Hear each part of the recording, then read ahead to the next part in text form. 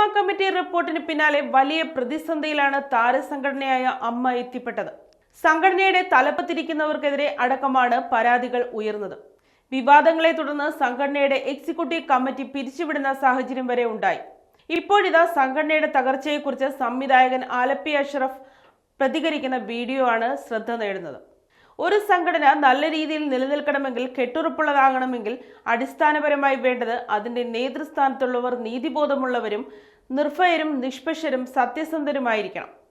ആ ആളുകളുടെ പ്രവൃത്തിയിൽ ധാർമ്മികതയും ഉണ്ടായിരിക്കണം. അത്തരത്തിലുള്ള ആളുകളായിരിക്കണം ഇനി വരേണ്ടത്. അങ്ങനെ വരുമെന്ന് നമുക്ക് പ്രതീക്ഷിക്കാം.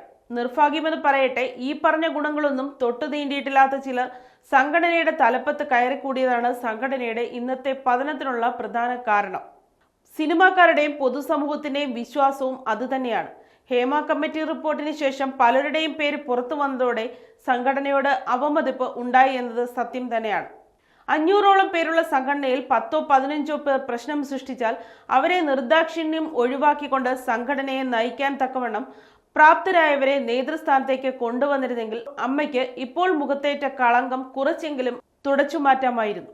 അമ്മയുടെ അംഗമായ അതിജീവിതയ്ക്കൊപ്പം നിൽക്കേണ്ട സംഘടനയെ വേട്ടക്കാരനൊപ്പം നിൽക്കാൻ പ്രേരിപ്പിച്ചപ്പോൾ ഈ സംഘടനയിൽ നിന്നും തനിക്ക് ഒരിക്കലും നീതി കിട്ടില്ലെന്ന് മനസ്സിലാക്കി അവർ രാജിവെച്ച് പുറത്തുപോയി. അവരോടൊപ്പം ചില നടിമാരും. മുൻപ് മോഹൻ സംവിധാനം ചെയ്ത ഇടവേള എന്ന ചിത്രത്തിൽ ഞാനും ഡബ്ബിംഗ് ആർട്ടിസ്റ്റ് ആയിരുന്നു. ആ സിനിമയിലെ പ്രധാന വേഷം ചെയ്ത പയ്യനായിരുന്നു ബാബു. ഞാൻ സെറ്റിൽ ചെല്ലുമ്പോൾ ഇന്നസെന്റുമായി സംസാരിച്ചു നിൽക്കുകയായിരുന്നു ആ പയ്യൻ. ഇടവേള എന്ന സിനിമ ഹിറ്റായില്ലെങ്കിലും മറ്റു വലിയ വേഷങ്ങൾ ചെയ്ത് ശ്രദ്ധ നേടിയില്ലെങ്കിലും ഇന്നസെന്റുമായുള്ള ബന്ധം ആ പയ്യനെ അമ്മ എന്ന സംഘടനയുടെ നേതൃത്വത്തിൽ വരെ എത്തിച്ചു. പിന്നീട് സംഘടനയിൽ ഇടവേള ബാബുവിന്റെ ഒരു പൂന്തു വിളയാട്ടമായിരുന്നു. അതിനുശേഷം ഗണേഷ് കുമാർ സിനിമാ മന്ത്രിയായിരിക്കുമ്പോൾ ഇടവേള ബാബുവിനെ KSFDC വൈസ് പ്രസിഡന്റായി നിയമിച്ചു. ഇല്ലാത്ത ഒരു പോസ്റ്റ് സൃഷ്ടിച്ചാണ് നിയമനം. അവിടെ തിയേറ്റർ ചാർട്ടിംഗ് ആയിരുന്നു ബാബുവിന്റെ പ്രധാന തൊഴിൽ. KSFDCക്ക് 10-13 നല്ല തിയേറ്ററുകളുണ്ട്. അതിൽ നല്ല കളക്ഷൻ കിട്ടുന്ന തിയേറ്ററിൽ സിനിമ പ്രദർശിപ്പിക്കണമെങ്കിൽ ബാബുവിന്റെ അനുവാദം കൂടിയേ തീരും. തിയേറ്റർ ഉടമയായ ലിബർട്ടി ബഷീർ പറയുകയുണ്ടായി, ആ തിയേറ്ററുകളിൽ ചിത്രങ്ങൾ കളിക്കണമെങ്കിൽ ബാബുവിന് കൈക്കൂലി കൊടുത്തേ പറ്റുമെന്ന്. പിന്നീട് ഗണേഷ് കുമാർ പറഞ്ഞിരുന്നു തനിക്ക് പറ്റിയ അബദ്ധമാണ് ബാബുവിന് പോസ്റ്റ് കൊടുത്തതെന്ന്. 15 വർഷങ്ങൾക്ക് മുമ്പ് ഞാൻ അമ്മയിൽ മെമ്പർഷിപ്പായി അപേക്ഷ കൊടുത്തിരുന്നു. കുറെ നാൾ കഴിഞ്ഞ് എന്തായി എന്ന് ചോദിച്ചപ്പോൾ എനിക്ക് അതിന് യോഗ്യതയില്ലെന്ന് പറഞ്ഞു. ഒരിക്കൽ എൻ്റെ സുഹൃത്തായ ഒരു ബിസിനസ്സുകാരൻ അമ്മയുടെ യോഗത്തിൽ പങ്കെടുക്കാൻ വിദേശത്ത് നിന്നെത്തി.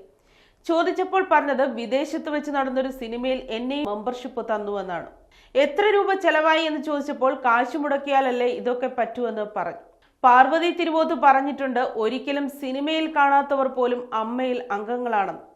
അമ്മയുടെ നേതൃത്വത്തിലുള്ള ക്രിക്കറ്റ് ടീമിൽ പല കോടീശ്വരന്മാരുടെ മക്കളും അംഗങ്ങളായിട്ടുണ്ട്.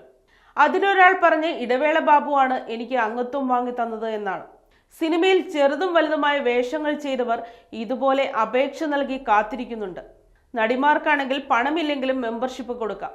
മറ്റു ചില സഹകരണങ്ങൾ ബാബു പ്രതീക്ഷിക്കുന്നുണ്ടെന്ന് പലരും സോഷ്യൽ മീഡിയയിലൂടെയും പറഞ്ഞത് നമ്മൾ കേട്ടതുമാണ്. ഇടവേള ബാബു പാല് കൊടുത്ത കൈക്ക് തന്നെ കൊത്തിയെന്ന് പിന്നീടൊരിക്കൽ ഗണേഷ് കുമാർ പറഞ്ഞിട്ടുമുണ്ട്. ഗണേഷ് കുമാർ പറഞ്ഞിരുന്ന നടൻ വിജയ് ബാബുവിന്റെ പീഡന കേസ് വന്നപ്പോൾ നടൻ മോഹൻലാലിന് ഞാനൊരു കത്ത് കൊടുത്തു. നടി കേസിൽ ദിലീപ് സ്വയം പുറത്തു പോയതുപോലെ വിജയ് ബാബുവും പുറത്തു പോകട്ടെ എന്ന്. വിജയ് ബാബുവിനെ സംഘടനയിൽ നിലനിർത്തുന്നത് പണം വാങ്ങിയിട്ടാണെന്ന ആരോപണം അതിജീവിത ഉയർത്തിയിരുന്നു. ഇതിന്റെ നിജസ്ഥിതി അന്വേഷിക്കാനും ഗണേഷ് കുമാർ ആവശ്യപ്പെട്ടു. ഇതിന് ഫേസ്ബുക്കിലൂടെയാണ് ഇടവേള ബാബു മറുപടി നൽകിയത്. അമ്മ ക്ലബ്ബാണെന്നാണ് ബാബു പറഞ്ഞത്. ഇതിന് ചുട്ട മറുപടി നൽകി ഗണേഷ് കുമാർ സംഘടനയിൽ നിന്നും രാജിവെച്ചു. അതിജീവിതയെ മുൻപ് ഇടവേള ബാബു അധിക്ഷേപിച്ചിട്ടുണ്ട്. അറപ്പുളവാക്കുന്ന വാക്കുകളാണ് അദ്ദേഹം നടത്തിയിട്ടുള്ളത്. ഇടവേള ബാബുവിനെയൊക്കെ ഒഴിവാക്കി പാർവതി തിരുവോത്തിനെ പോലെ ധീര വനിതകളെയാണ് സംഘടനയുടെ തലപ്പത്തേക്ക് കൊണ്ടുവരേണ്ടത്, ആലപ്പി അഷ്റഫ് പറഞ്ഞു.